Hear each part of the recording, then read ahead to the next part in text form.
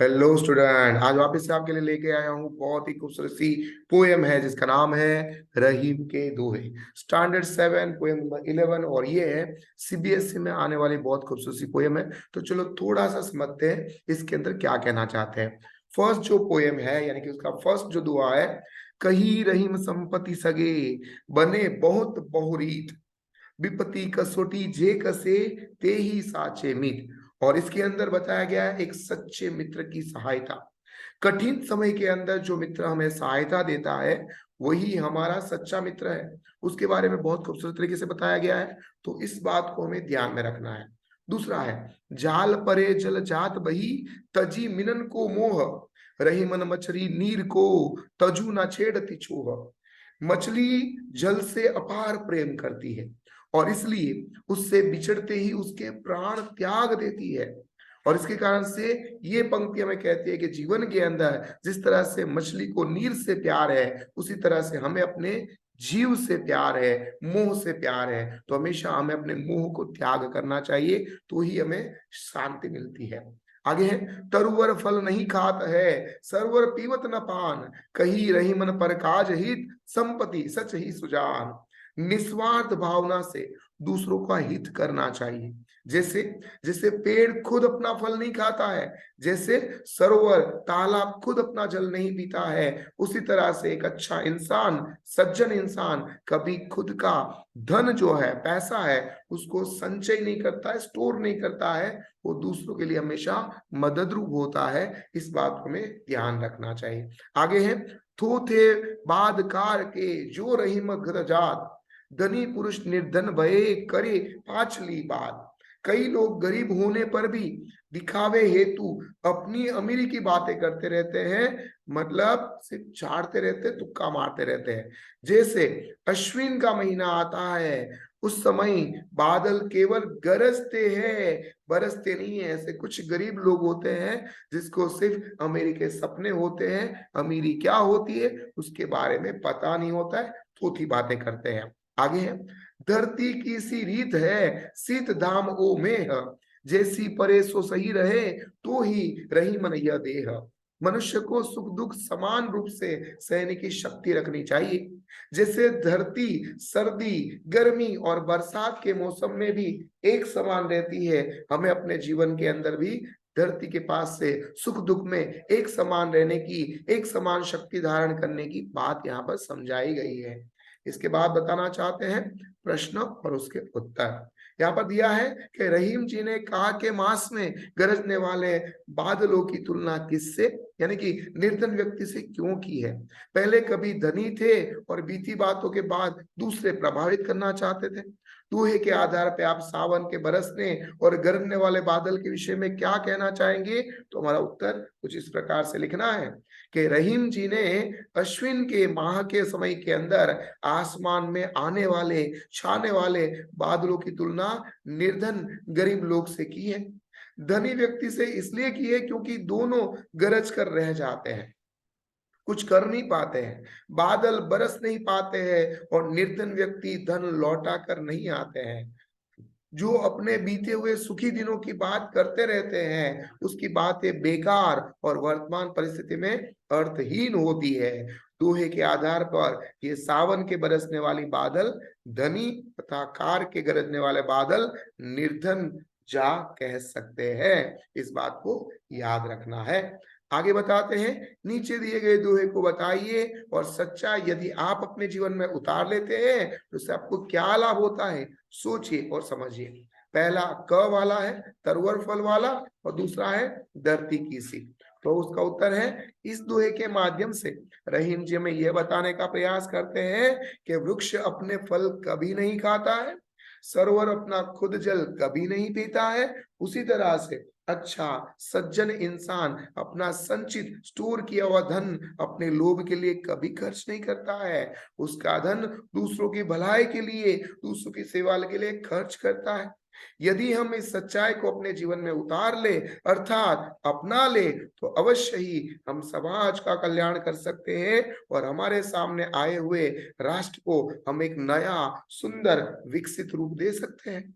और दूसरे में कहते हैं कि इस दोहे में माध्यम से रहीम जी कहते हैं कि मनुष्य को धरती की भांति सहनशील बनना चाहिए। यदि हम सत्य को अपनाए तो हम अपने जीवन में आने वाले कोई भी सुख और दुख को बहुत ही सहज रूप से स्वीकार कर सकते हैं, सहन कर सकते हैं। अपने मार्ग में कभी भी विचलित नहीं होना चाहिए और हम हर स्थिति में संतुष्ट रहे, सेटिस्फाइड रहे, तो हम अपने मन को भी संतुष्ट भावना के अंदर ला सकते हैं। इसके बाद हमारा नेक्स्ट प्रश्न है, वो है नीचे दिए गए प्रचलित हिंदी रूप को, जैसे कि परे का मतलब होता है पर डे, रे की जगह डे बन जाता है। विपत्ति, बादल, मछली और शीत का हिंदी में मतलब क्या है? तो विपत्ति का मतलब होता है विपत्ति, मुश्किली, मछली का मछली, बादल बादल और शीत का मतलब शीतल ठंडा, है ना। और उसके बाद यहाँ पर दिया गया है हमारे, ये उदाहरण पढ़िए। बनत बहुत बहुरीत, जाल परे जल जात बही। उपयुक्त उदाहरण के द्वारा पहली पंक्ति में ब का प्रयोग कई बार हुआ है, दूसरी पंक्ति में ज का प्रयोग हुआ है, पहली में ब और दूसरी में ज। पता है कितना सुंदर भाषा का यहाँ पर प्रयोग किया है वाक्य रचना में। और ऐसे कौन सा है?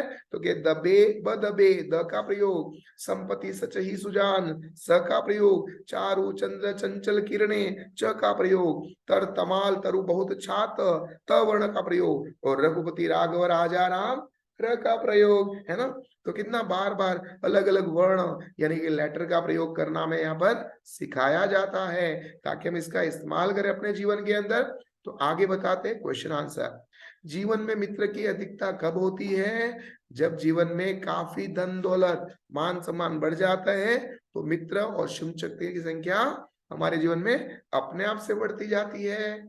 जल को मछली से कोई प्रेम नहीं होता, इसका क्या प्रमाण है? जल को मछली से कोई प्रेम नहीं होता, इसका यह प्रमाण है कि मछलियों को जाल में फंसते ही जल उसे अकेला छोड़कर आगे बढ़ जाता है ना। सज्जन और विद्वान की संपत्ति के संचय का क्या उद्देश्य होता है? सज्जन और विद्वान संपत्ति का होता है कि अर्जुन दूसरों की भलाई के लिए करते हैं और इसका धन हमेशा दूसरों की भलाई के लिए खर्च करना चाहिए। ठीक है।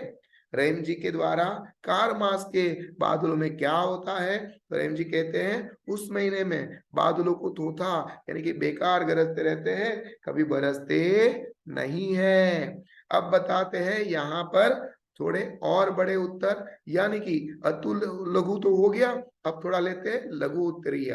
वृक्ष और सरोवर किस प्रकार से मनुष्य को भलाई करते हैं?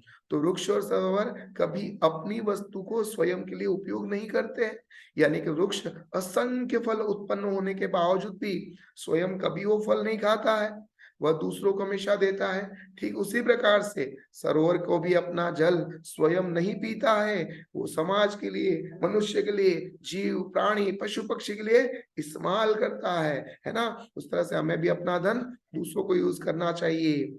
रहीम जी मनुष्य को धरती से क्या सीख देते हैं? तो रहीम जी मनुष्य को धरती से यह सीख देते हैं कि जिस तरह से धरती सर्दी गर्मी बरसात सभी ऋतु में एक समान सहन करती है, उसी तरह से मनुष्य को सुख और दुख को हमेशा सहने की क्षमता सीखनी चाहिए। रहीम जी के द्वारा कौन से महीने को बादलों की तुलना किससे और क्यों की गई है? तो रहीम जी कहते हैं कार के बादलों की तुलना उन लोगों से की है अमीरों से निर्धन हो चुके हैं, और निर्धन लोग जब उस दिनों में बात करते हैं तो जब धनी थे तब सुखी थे, उस बात को पूर्ण तरह कार के बादलों की उखली बात गरजने से बात की है। कार बादल गरजते भी है पर कभी बरसते नहीं है, उसी प्रकार से धनी लोग निर्धन होकर भी अमेरिकी बातें करते रहते, मैं तो ऐसा था वैसा था ये था वो था वगैरह वगैरह। ठीक है। अब आता है हमारा कैसा?